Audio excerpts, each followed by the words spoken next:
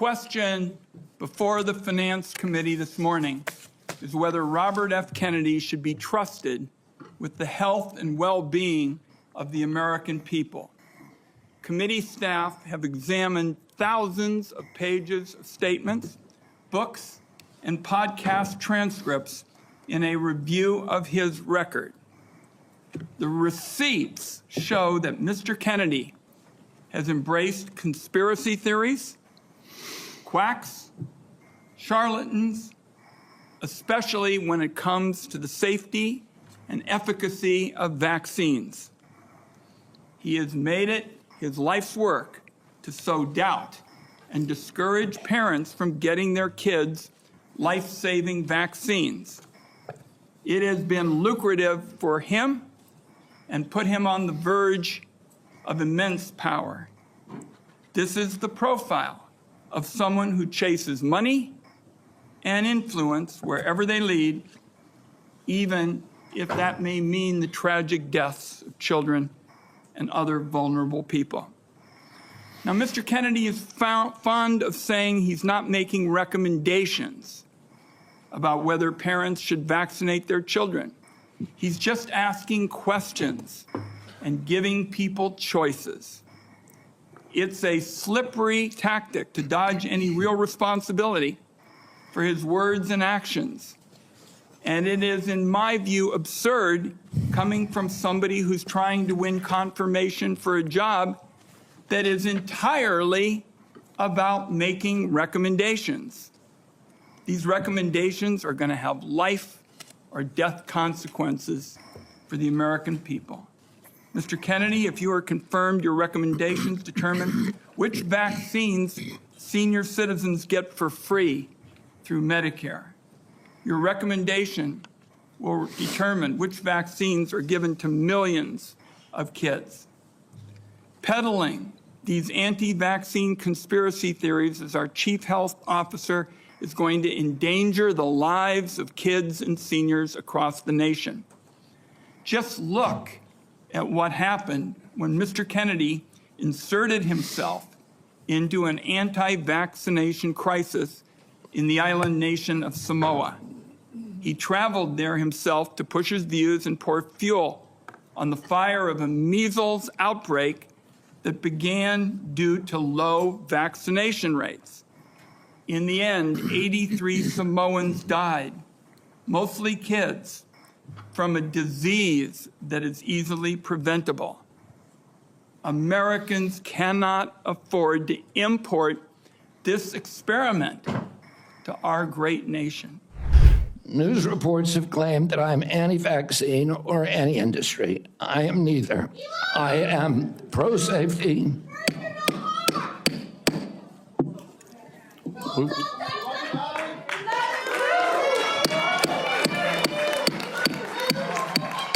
We'll have order.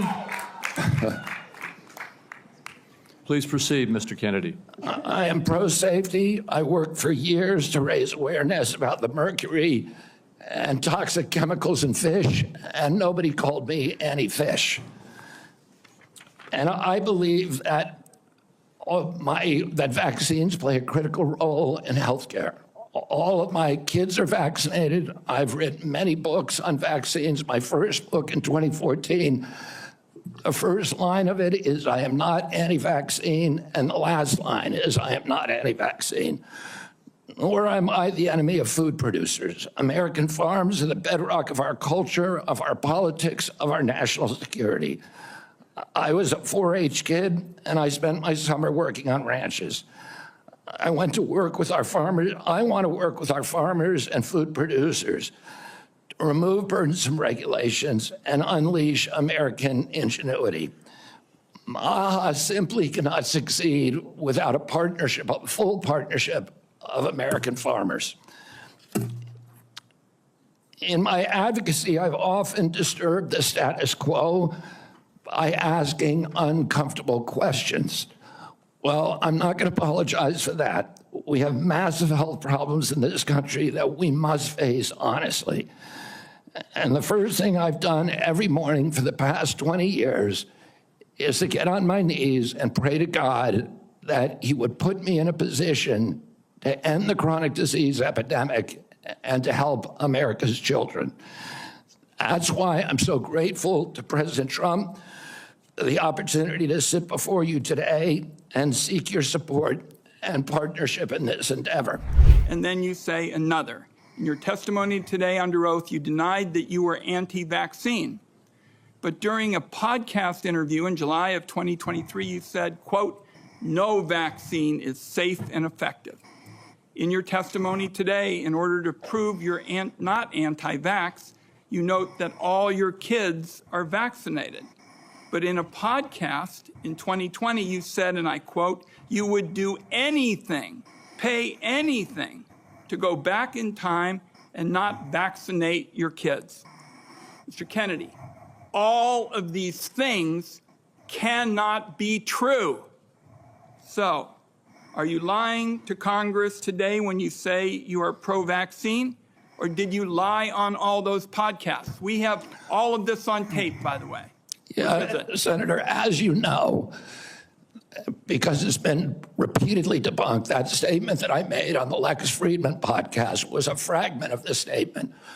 He asked me, and anybody who actually goes and looks at that podcast and will see this, he asked me, are there vaccines that are safe and effective? And I said to him, some of the live virus vaccines are.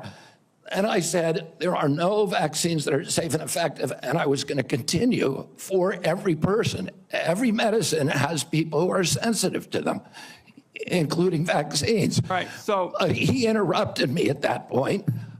I've corrected it many times, including on national TV. You know about this, Senator Wyden, so bringing this up right now is dishonest. let's be clear about what you've actually done then, since you want to deny your statements. For example, you have a history of trying to take vaccines away from people.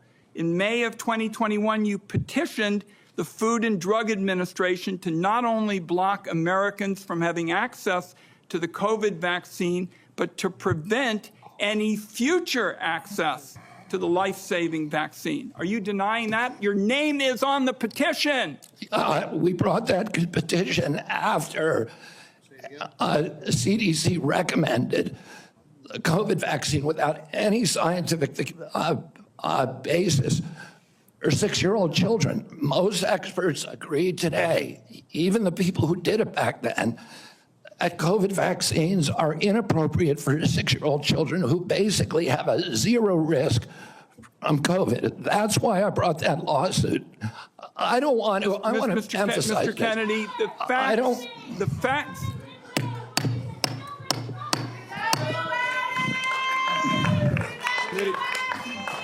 The committee will be in order. And to the audience, Senator, I'm not against vaccine. if you'll hold off for a second, Mr. Kennedy, to the audience. Comments from the audience are inappropriate and out of order.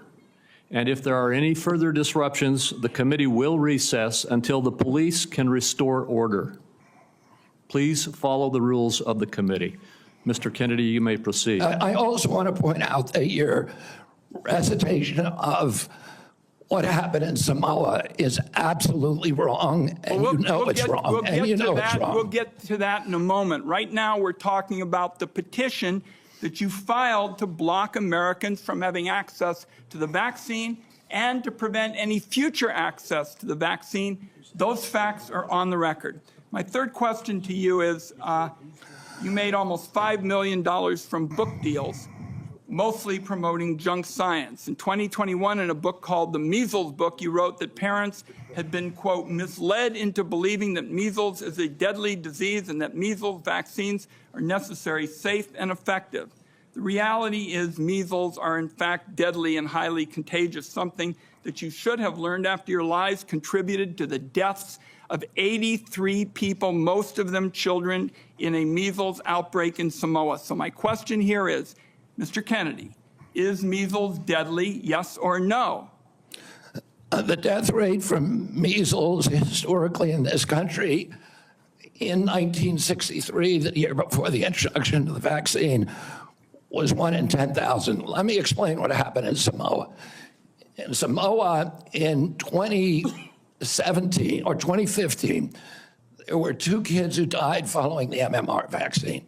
And the vaccination rates in Samoa dropped precipitously from about 63% to the mid-30s, so they've never been very high. And in 2018, 2 more kids died following the MMR vaccine, and the government of Samoa banned the MMR vaccine. I arrived a year later when vaccination rates were already below any previous level. I went there, nothing to do with vaccines. I went there to introduce a medical informatics system that would digitalize records in Samoa and make health delivery much more efficient. I never gave any public statement about vaccines. You cannot find a single Samoan who will say, I didn't get a vaccine because of Bobby Kennedy. I went in June of 2019. The measles outbreak started in August. Oh, clearly I had nothing to do with the measles. Not only that, Mr. Kennedy, Senator, if you let me finish, Senator. You have had some time. If you let me finish, Senator, if you let me finish, there are 83 people died when the tissue samples were sent to New Zealand. Most of those people did not have measles. We don't know what was killing them. The same outbreak occurred in Tonga and Fiji, and no extra people died. There were 7 measles outbreaks in the 13 years prior to my arrival. I just would like to get my time back.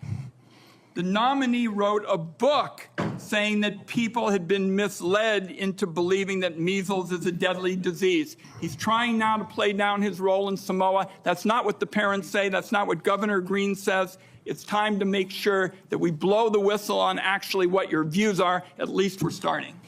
We need to move Senator, on. I support the measles vaccine. I support the polio vaccine. I will do nothing as HHS secretary that makes it difficult or discourages people from taking either of those Anybody vaccines. who believes that ought to look at the measles book you wrote saying parents have been misled into believing that measles is a deadly disease. That's not true.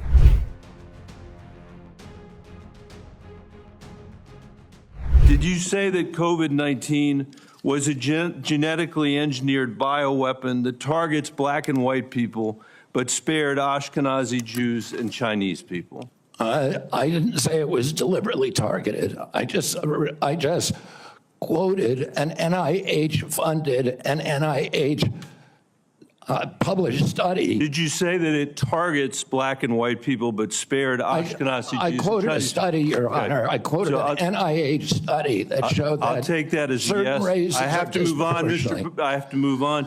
Did you say that Lyme disease is highly likely a materially engineered bioweapon? I made sure I put in the highly likely. Did you say Lyme disease is a highly likely militarily engineered bioweapon? I probably did say that. Did you say that? And that's what the developer of I Lyme want all of disease our said. colleagues to hear it, Mr. Kennedy. I want them to hear it. You said yes. Did you say that exposure to pesticides causes children to become transgender? No, I never said that. Okay, I have the record that I'll give to the chairman, and he can make his judgment about what you said. Did you write in your book, and it's undeniable, that African AIDS is an entirely different disease from Western AIDS?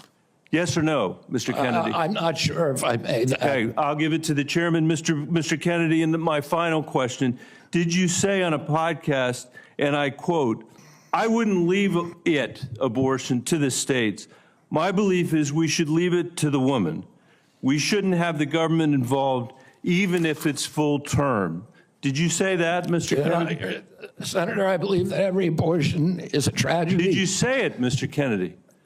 This matters. It doesn't matter what you come here and say that isn't true, that's not reflective of what you really believe, that you haven't said over decade after decade after decade, because unlike other jobs we're confirming around this place, this is a job where it is life and death for the kids that I used to work for in the Denver public schools and for families all over this country that are suffering from living in the richest country of the world that can't deliver basic health care and basic mental health care to them.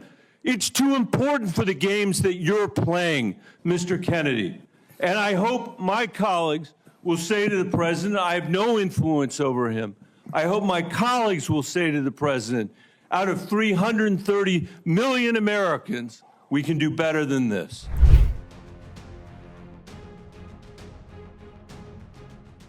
I am really heartened to see that one area where we agree on is on women's reproductive freedom.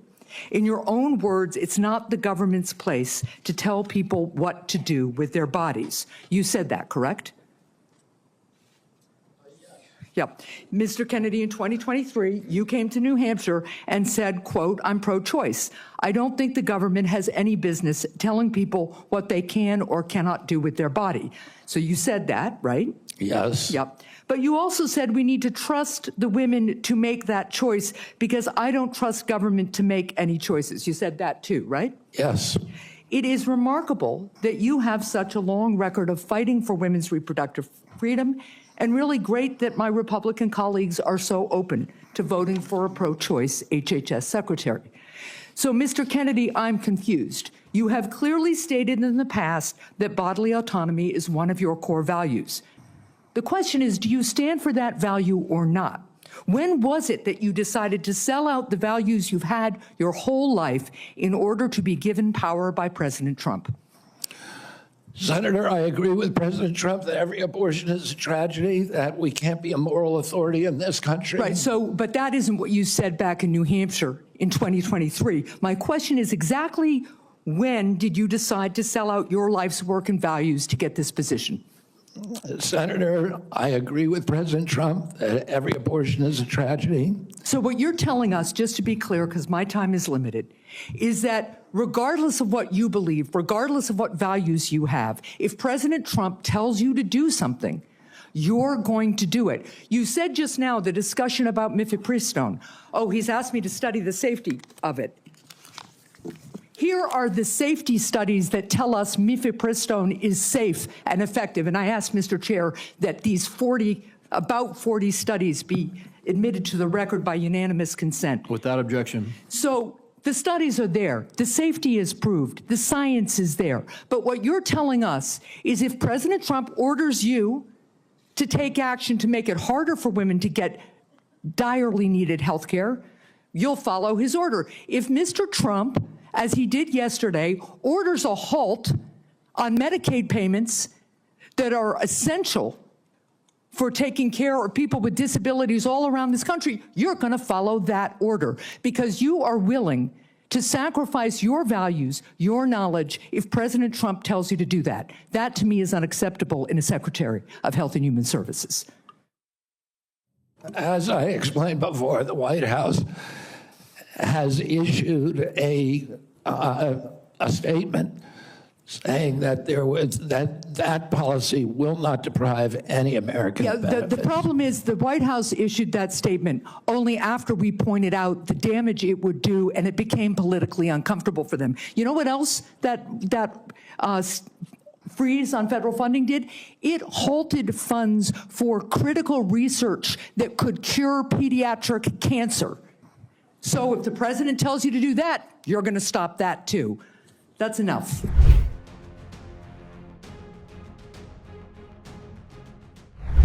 The Inflation Reduction Act empowered Medicare to negotiate prescription drug prices. It penalizes drug companies for price hikes above inflation, and it caps seniors' out-of-pocket drug costs, along with reducing insulin prices to $35 per month. But your future boss, Donald Trump, on his first day in office, revoked President Biden's executive order that actually directed the health secretary to examine ways to reduce drug prices and improve access to innovative therapies for the American people. And unfortunately, Republicans in Congress want to repeal the Inflation Reduction Act, which means reversing all of those things that we worked on to lower prices for Americans. So my question to you is, what do you do? Why are you there? Are you there to be a rubber stamp to this administration and cave into all of these positions that they're taking, even though you know they're in disagreement with your positions on lowering drug prices and that they could harm Americans? How do you handle that as HHS director? Senator, my understanding is that the White House issued an executive order, I believe today, supporting the drug negotiations under the IRA. President Trump was very aggressive during his first term about negotiating drug prices. He has instructed me, and I've met with him repeatedly on as that we need lower prices than seniors in this country, and So let me ask others you, are. let me ask you this, because I only have so much time. So we've already negotiated lowering prices for 10 drugs with Big Pharma. And Big Pharma, by the way, opposes this. They have not only are asking for a pause, they have filed lawsuits, but we've already negotiated the first 10 drugs.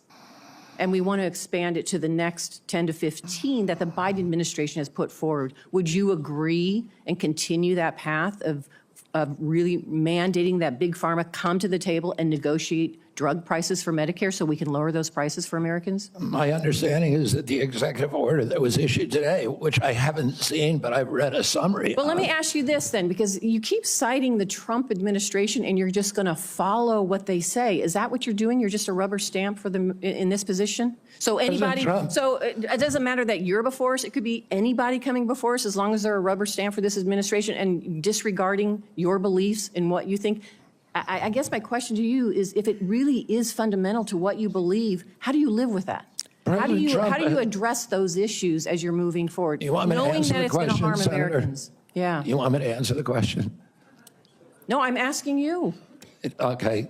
President Trump has asked me to end the chronic disease epidemic and make America healthy again. And I'm So in a is that the unique only reason position. why you're at HHS? Is that the Excuse only me. reason why then you're at the HHS to address that one issue? President Trump has asked me because I'm in a unique position to end that. And that is what I'm doing. And if we don't solve that problem, Senator, all of the other disputes we have about who's paying, and whether it's insurance companies, whether it's providers, whether it's HMOs, whether it's patients or families, all of those are moving deck chairs around on the Titanic. Our ship is sinking. Our 60% increase in Medicaid over the past 4 years is the biggest budget line now, and it's growing faster than any other. And no other nation in the world has what we have here. No other nation has a chronic disease. We have the highest chronic disease burden of any country in the world. We had, during COVID, we had 16% of the COVID deaths in a country. We only have 4.2% of the world's population. We had a higher death count than any country in the world. And when CDC was asked why, they said it's because Americans are the sickest people on earth. The average person who died from COVID, American, had 3.8 chronic diseases. This is an existential threat economically to our military, to our health, to our sense of well-being. And it is a priority for President Trump. And that's why he asked me to run the agency. And if I'm privileged to be confirmed, that's exactly what I'll do.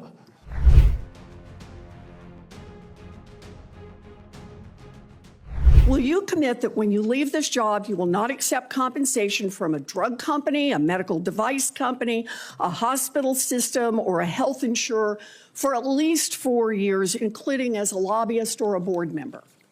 Can you just repeat the last part of the question? Can I commit You're to not going what? to take money from drug companies in any way, shape, or form. Who?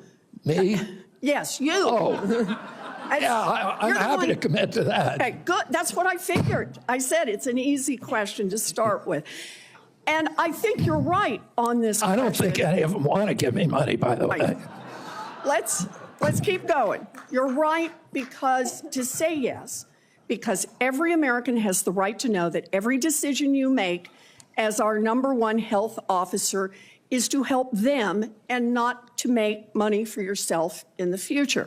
So I want to talk more about money. I'm looking at your paperwork right now. In the past 2 years, you've raked in $2.5 million from a law firm called Wisner Baum.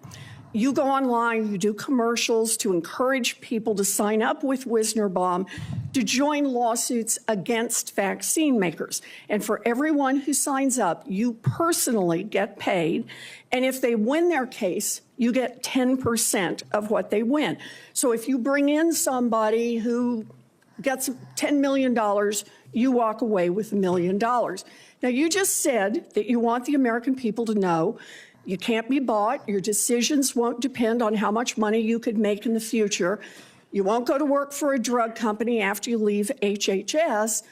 But you and I both know there's another way to make money. So, Mr. Kennedy, will you also agree that you won't take any compensation from any lawsuits against drug companies while you are secretary and for 4 years afterwards? Well, I'll certainly commit to that while I'm secretary. But I do want to clarify something because you're making me sound like a shill.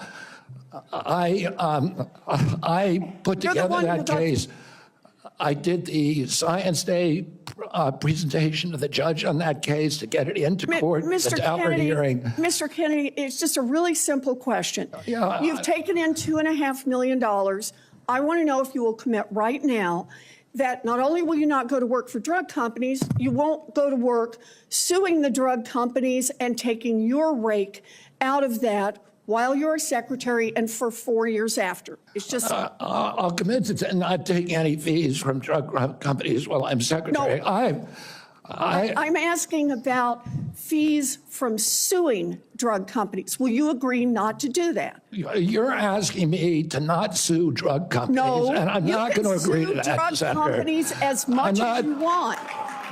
I'm not going to agree to not sue drug companies or anybody. So let's do a quick count here of how, as Secretary of HHS, if you get confirmed, you could influence every one of those lawsuits. Well, let me start the list.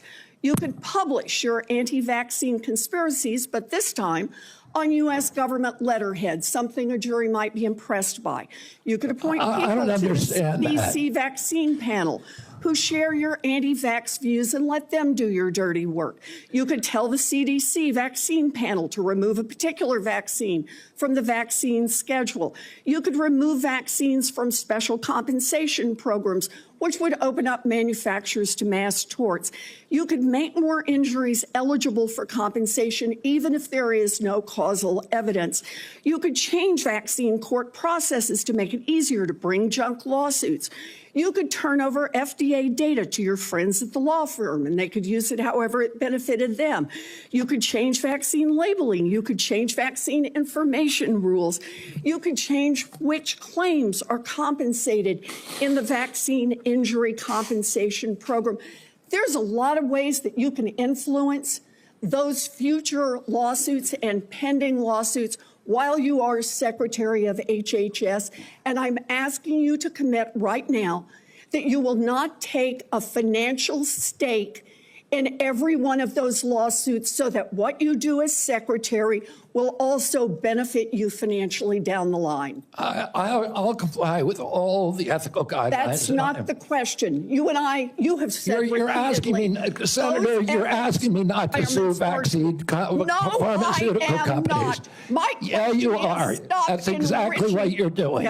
Look, no one should be fooled here. As Secretary of HHS, Robert Kennedy will have the power to undercut vaccines and vaccine manufacturing across our country.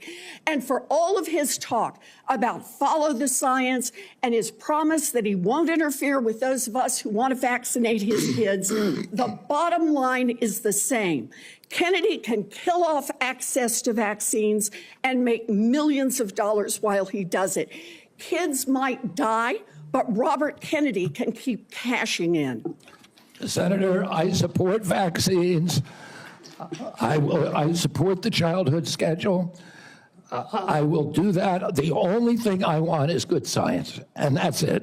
How about then say you won't make money off what you do as Secretary of HHS? Before we go to Senator Tillis, I think it would be important for me to make it very clear that Mr. Kennedy has gone through the same Office of Government Ethics process as every single other nominee in the Finance Committee this year and in previous administrations. In addition to listing his assets, including the items that you've identified, he has signed an ethics letter that has been reviewed by the Office of Government Ethics concerning any possible conflict in light of its functions and the nominee's proposed duties. And we have a letter from the Office of Government Ethics that he hasn't complied completely with all applicable laws and regulations governing conflicts of interest. Mr. Chairman, point of information here. Have we had a single nominee come through who's made $2.5 million off suing one of the entities that it would be regulating and plans to keep getting a take of every lawsuit in the future? Have we had that before? I haven't reviewed the past documentation of every other nominee's financial interests, and so no. But I know that every single time we get a nominee, their financial interests are attacked.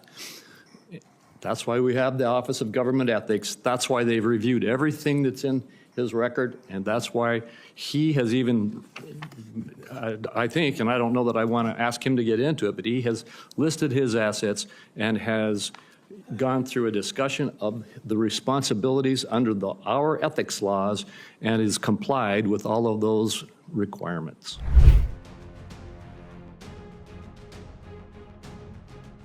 Last year, the insurance industry in this country made over $70 billion, while at the same time, 85 million Americans are uninsured or underinsured. Do you agree with me that the United States should join every other major country on earth and guarantee health care to all people as a human right? Yes? No? Senator, I can't give you a yes or no answer to that question. Health care a human right? Is health care a human right? In the way that free speech is a human right, yeah. I would say it's different because with free speech doesn't cost anybody anything, but in healthcare, if you smoke cigarettes for 20 years and you get cancer, you are now taking from the pool. Well, and so are you guaranteed the same right, or is there also a duty? I'm sorry. I'd love to talk for an hour with you. We got a few minutes left here. All right. Every other country on earth says healthcare, whether you're poor or rich, young or old, is a human right. I'm not hearing you say that. All right. You've talked about the drug companies, and maybe we agree on this one. As you all know, despite the drug companies making over $100 billion in profits, paying CEOs outrageous compensation packages, we, in some cases, pay 10 times more for the same drug. Will you support legislation that I will introduce which says that in America we should not be paying a nickel more for prescription drugs than people around the rest of the world? Yes, no? To equalize it? Not to equalize it, that we should not be paying more than other countries for the same damn drug. President Trump has asked me, in fact, I had a meeting with President Trump a week ago where we showed him the charts. He knows the charts. We're paying 10 times more from Europe. That's right. And are you going to commit to us that you will end that absurdity? I think in principle we can. We should end that disparity. Good. Okay. That's great. All right. I happen to believe that climate change is real, it's an existential threat, and it is a health care issue. Donald Trump thinks that it is a hoax originating in China. Question is, in your judgment, is climate change a hoax or is it real, causing devastating problems? President Trump and I, from the beginning, from our first meeting, agreed to disagree on that issue. I believe climate change is existential. My job is to make Americans healthy again. All right, you believe that you disagree with Trump, you don't think climate change is a hoax, is what I'm hearing. My job here is to make I'm just asking you that, healthy. Mr. Kennedy, not a trick question. I answered your question, Senator Sanders. Okay, you disagree with the president on that. I answered your question. Okay. I'm going to pick up on a point that Senator Hassan made. Look, There is no question that abortion is a divisive issue in this country. I would say a majority of the people are pro-choice. There's a strong minority who are pro-life.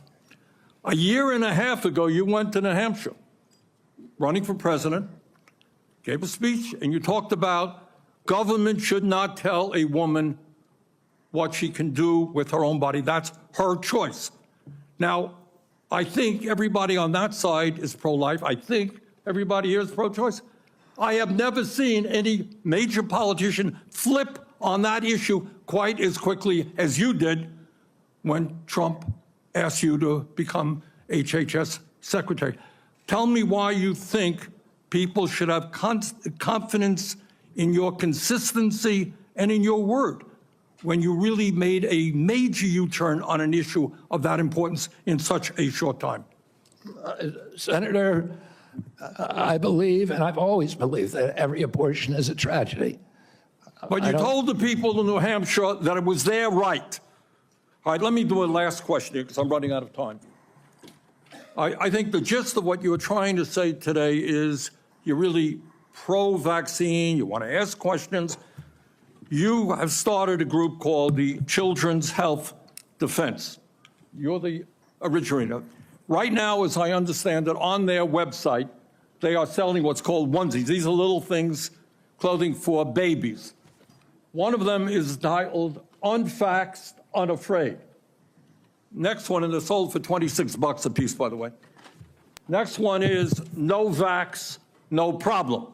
Now, you're coming before this committee and you say you're pro-vaccine. Just want to ask some questions. And yet your organization is making money selling a child's product to parents for $26, which casts fundamental doubt on the usefulness of vaccines.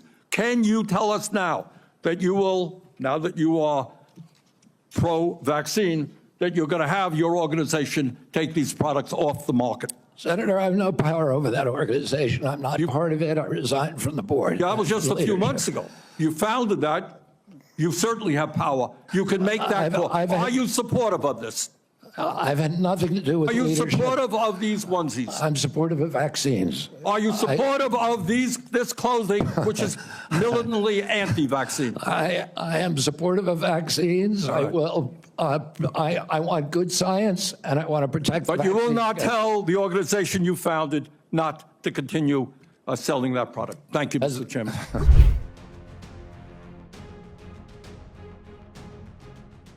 In an interview in 2023 and again in 2024, you blamed school shootings on antidepressants. You said, and this is a quote, "There is no time in American history or human history that kids were going to shoot schools and shooting their classmates. It really started happening coterminous with the introduction of these drugs, with Prozac and with other drugs." So do you believe, as you've said, that antidepressants cause school shootings? This should be a simple question. I don't think anybody can answer that question, and I didn't answer that question. I said it should be studied. So your answer is?